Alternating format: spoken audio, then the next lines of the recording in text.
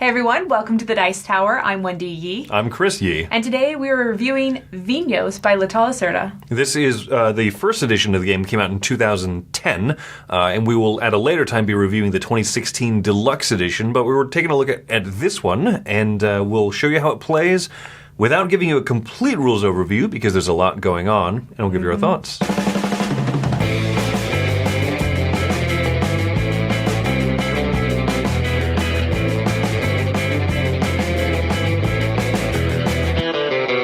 Here's the setup for a game of Vinhos. This will not be a comprehensive rules overview, but I will give you an idea of roughly how the game plays and the different stages of it. Here in the center of the board is the action selection, the worker placement part of it, where you'll be able to move your worker into a different spot, one step, and take its action. You can move further, but you'll have to pay for it. The idea of the game is that we are vineyard owners and we are trying to make the most reputable company by selling wines either to the exporting them to the distant market for points, immediate points here on the side, and endgame points up top. Or we can sell them for money, or we can submit them to the wine fair. The wine fair will be one of the biggest ways that we'll make points based on majorities in the first, second, and third wine fair of the game. The game is broken up into 3 different wine fairs. This is the time tracker right here in the middle of the board. Every player will take one action, and then this time tracker will move forward. Every player will take a second action, and then the time tracker will move forward here to the banking phase and then to the growth phase. You'll repeat this step 3 times before you reach the first wine fair.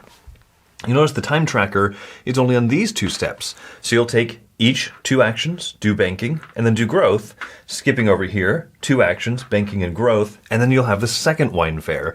And lastly, before the third one, there's only 1 round, or 2 actions, a banking phase, and then the wine fair. Let's show what each of these things kind of means. This part over here, by the way, are the different types of grapes, the different types that we can be growing.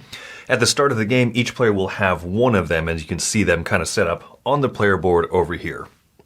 And that's what these discs signify. The yellow player has bought a Setubal, and the red one has purchased a Dao. These each will come with different abilities, or different little specialties to them. And so you can see that based on what they are, I've set them up here. Over the course of the game, each player will be taking an action based on the turn order over here. First, you'll reveal a weather tile. At the start of the game, the weather is fair, but as the game goes on, you'll either get positive or negative weather. This will also increase the demand for certain types of the attributes about your wine. So the green, which is the smell, the scent of it, will go up 3 steps on this tracker, and the blue, or the look of it, will increase by 1. Other weather tiles will cause these attributes to go up. Now comes the part where we're going to take action. So the first action, a red player can go to any of the spots adjacent to them. If you go over here, you will procure new types of grapes, and you can add them out to either, if it's the matching of a field that you already have, you can add it there, or you can start a new field, and that will allow you to grab more wines.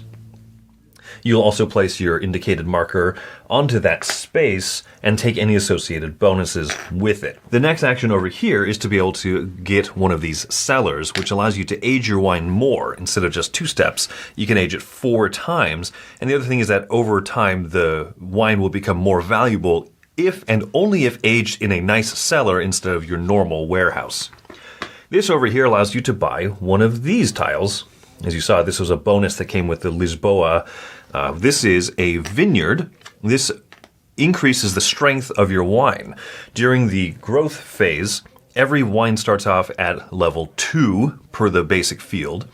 And then these allow you to add 1 to that starting value. So instead of producing a level 2 wine, when this phase comes around, if I have each of these, I'll be able to build or grow a level 4 wine. This action over here allows you to get enologists or wine experts. You can hire up to 2 of them, and they can go to work in these vineyards. If you have a vineyard and an enologist, instead of increasing the value of the wine you produce by 1, it'll increase it by 3. So this would in fact become a level 8 red wine. There are also red wine fields and white wine fields. This action over here is to hire wine experts. For $1 each, you can get these wine experts and place them in front of you. These can be used either for one-time bonus abilities that you use by indicating by tapping them, and that they will refresh at the start of the round after the first wine fair, or you can save these for the wine fair, and I'll show you how that works. This action over here is when you have wine, you can sell this one to the export market. This is, for example, a level 8 wine in a +1 cellar, so I could go to any of these number 9 spaces up to number 9. If I wanted to export it, I could do that, earning these immediate victory points on the track and vying for a majority to get these endgame victory points atop here. The wine would be spent. Over here, if I wanted to instead sell the wine for money, if this is a level 8+1 wine, I could go anywhere on here up to the level 9. It's a red wine, so I'd sell it to the red part instead of the white, and I would get that much money. Now, one of the tricks of the game is most of the money that you earn will go to the bank. So in this case, the red player would get 9 steps up of money on the bank. So they would go all the way up here to 14. Money that you spend for these actions comes from your personal supply. Money that you earn is typically going to go to the bank. So the last action that you can take on the board here is to go to the bank. At the bank, you can deposit money in to increase your bank account, because the higher up you are on this track, the more endgame victory points you'll get. Or you can withdraw money from the bank and put it into your personal supply. You can also invest the amount shown up here to increase your income that'll happen at every single banking phase. So let's say that this is the situation here. Each player had taken 1 action, 2 actions, and we go to the banking phase. Now that the banking phase has happened, we'll earn any interest that we have here based on our income track. We'll pay 1 coin out of the bank for each of the wine expert enologists that we have. So the red player would gain 3, lose 2. If you ever drop below here to the $0 or 0 bagos of the bank, you'll lose 2 victory points. And then you'd go to the growth phase. Every player would look at their fields, age their wine up, grow out new wines according to what they've got on there, and any bonuses that come from the weather. The center action space here is, if you can go here and you will immediately become the first player for the next round, but also you would be able to submit a wine to the wine fair if you wanted. So out of the wines that you have harvested in your cellars and storage, you could submit one of these, and you'll compare this to certain attributes found here on the weather tile. So for example, this weather tile says, if I submit a wine that is a white wine, I could add one of my barrels to attribute A. Let's, for example, just pretend that that is, in fact, a white wine. If it is at least level 9, then I could also get another barrel bonus. The ways that you can do this, you can spend these little quality cubes from the map on the side over there to increase this from an 8 to a 9, or if you have a cellar, you have additional value. So if I do that, I also meet this qualification. This bottom thing says if this is from fields 1, 3, 4, or 7, you could also try to qualify for that bonus. I can't. That wine came from field 5, Lisboa. So you can only earn 2 of these anyway, so let's say that I spent all this to earn these 2 bonuses. These barrels that I got from meeting the demands, shown here on the weather tile, go up to these particular people up here. And then these are bonus actions that I can use, or executive actions. I can discard a wine from my storage to be able to move these barrels and either take extra actions that are just the same as the actions here on the board, or I can move them over to endgame scoring so that I score points for having the enologists or for having lots of the cellars. So these are all scoring opportunities as bonus actions. Now, we talked about everything here except for the wine fair. So at the end of a whole row worth of actions, you'll enter the wine fair. If you took the center action, you've already submitted a wine. If you haven't submitted a wine yet, you'll have to submit a wine now. Depending on the value of the wine that you submitted, you get to play a certain number of these wine expert tiles that you've gotten from here.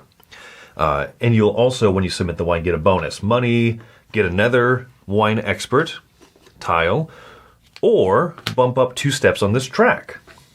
This track here is just a majority for points. Now, The wine that you submitted, if it's a certain value, will let you play 0, 1, 2, 3, or even 4 wine experts along with your submission. And if I play these ones, you'll see that I played 2 green and a blue. That means that my wine has meets the scent attribute and the sight attribute really well. And so I'm going to look at the number of steps shown on here. This is kind of the demand for what they're looking for, the judges of the wine fair. Every green expert that I play out allows me to move up 2 more steps on this fair track, and every blue expert allows me to move up 1 step. So this is a total of 5. I'll go up here. Let's say that the yellow player was able to earn 4 steps up. These that I've played are now gone. I cannot use them for the special ability. They'll go back to the bottom of these stacks here. And then, based on who has the majority, highest up, second, third, and fourth, we'll get different amounts of points. For the first fair, second, and then the third. And at the end of that, you'll count up score based on different things, including end game scoring from up here, also the export market over here, and then anything else that you have available to you that is going to be worth points at the end of the game, mostly based on these conditions. So that's how you play Vinhos. As I mentioned, this is the 2010 first edition. The reason that we're covering this video is because it's not available, but if you buy the 2016 Deluxe Edition from Eagle Gryphon Games, on the backside, all of these rules are still available, so you can play the original rule set. We're going to review the 2016 Deluxe set in another video, but for now, let's talk about the Vital Lacerda's original take on winemaking. What do we think of it? You know what? I enjoyed it, and I automatically went to thinking about viticulture and comparing it to that game. And I think right off the bat, I think that we should just say that they are totally different games. They have a worker placement aspect to it, and they have money and wine ages. And I think that's about the only comparisons that are necessary to make. Like, that's...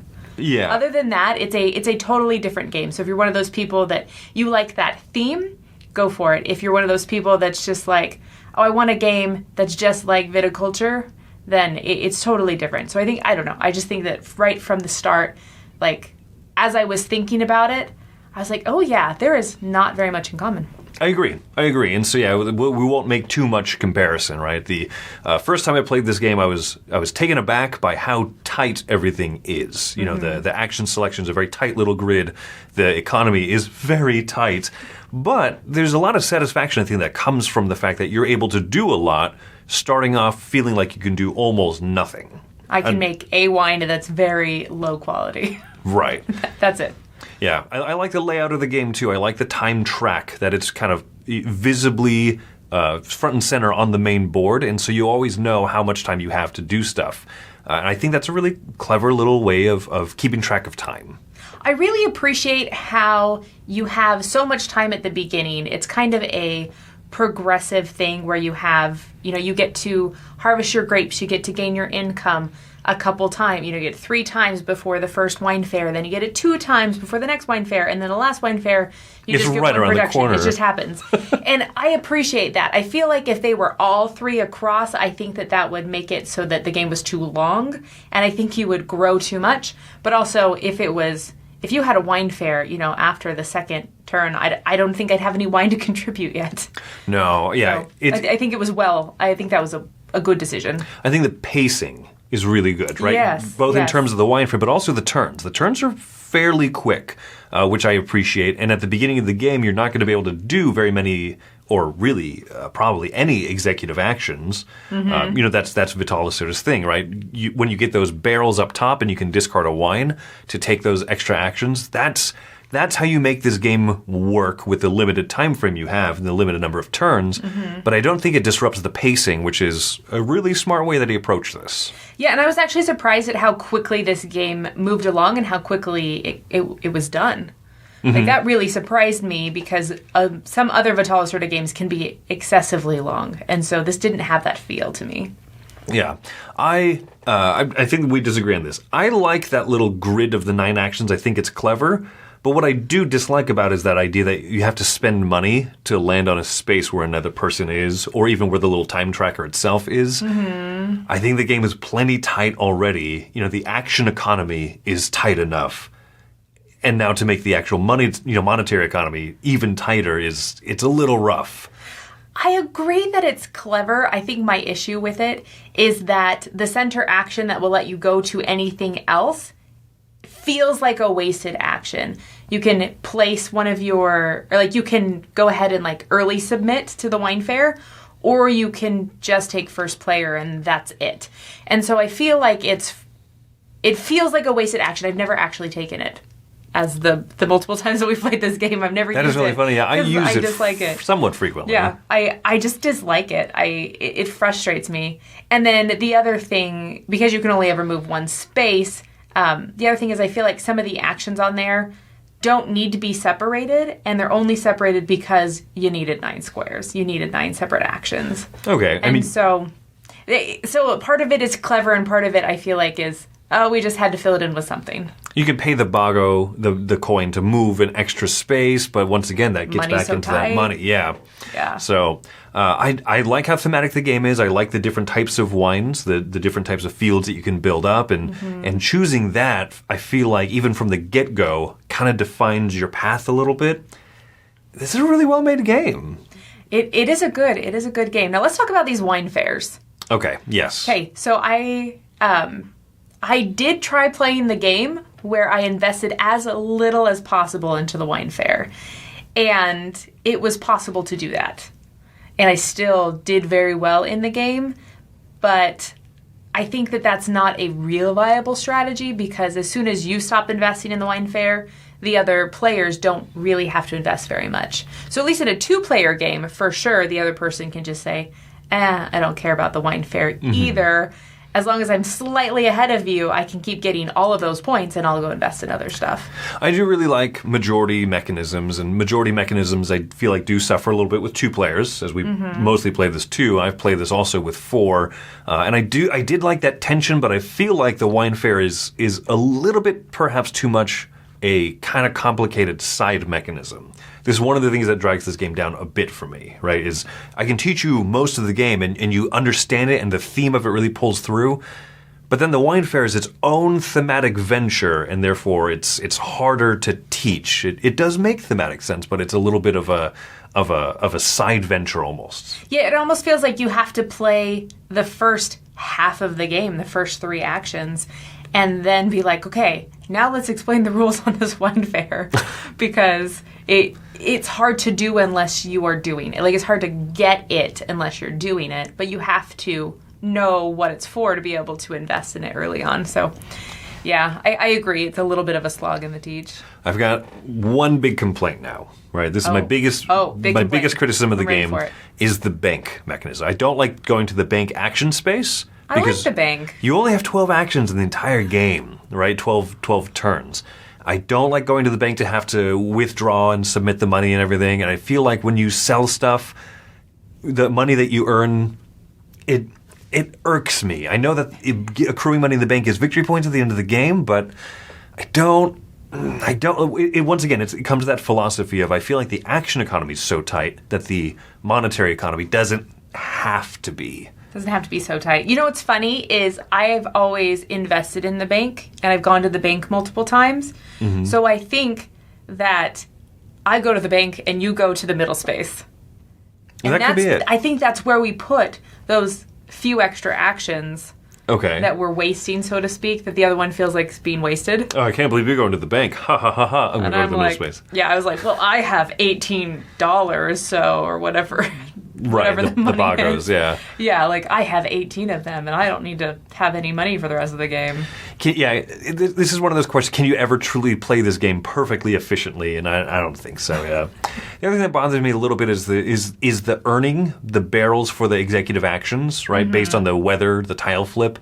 If you sell from a field that's 1, 3, 4, or 7, you go, I didn't invest in those fields because that's just kind of a weird element of luck. But I don't know. But other than that, I think the game is extremely tight. So any final thoughts before we go into scores? Final thoughts. I enjoy a lot of it. I really enjoy the theme. I enjoy that you are able to grow your fields. Like, you can customize them as you so to speak, and as you so desire, with lots of different things. And so I feel like there's a lot of avenues. I don't feel like this game is super linear in the way that the way that you're start to finish going. It's more clever than I gave it credit for. The first time I played it, I really didn't like it, and then since then, it's been growing on me a lot, actually. So my rating of this, I'm going to give this a 7.5. I think that, like I said, it's got a few things that kind of hold it back for me. The bank, some of the weather tile aspect, a little bit about teaching the wine fair, but I think, if I understand correctly, pretty much all of those things are addressed in the 2016 revamp that Vital Lacerda did. So I'm haven't played it curious. yet. I anticipate my enjoyment of the game going up, especially with playing the new version. But right as it stands right now is 7.5, which is it's a seal of approval, and I think that people should try this one out. I'm also going to give it a 7.5. Okay. There's a lot about I like the game. There are multiple things that I find annoying or fiddly or frustrating or just kind of feels like an older mechanism. There's a lot of that, and so I'm excited about the newer version, just like you said. And I think that there's a lot that it has to offer, and I especially appreciate how the game is tight, but the game is not long. Well said. Well said. So that's our thoughts on the 2010 edition of Vinhos by Vital Lacerda. My name is Chris. My name's Wendy. Thanks for coming by the Dice Tower. Have fun making wine.